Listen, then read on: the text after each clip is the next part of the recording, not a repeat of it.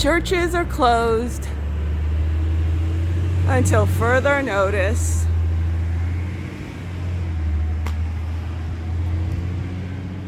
Churches are closed until further notice. But you could still get your liquor. Synagogues, Kabbalah centers, all sorts of spiritual centers, places that could help us pull through this quarantine, are all closed until further notice. But you could still get your liquor. Pandemic time, stay at home. Everybody's scared unless you're going to the liquor store.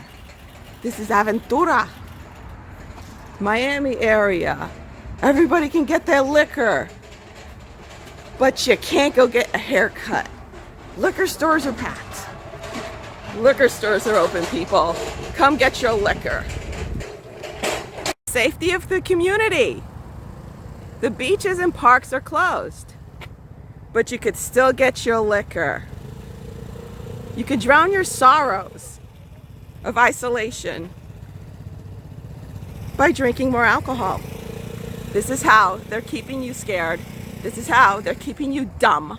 This is how they're keeping you lazy, fat, and stupid, so they can continue robbing you blind, robbing you of your health, robbing you of your money, robbing you of your sanity.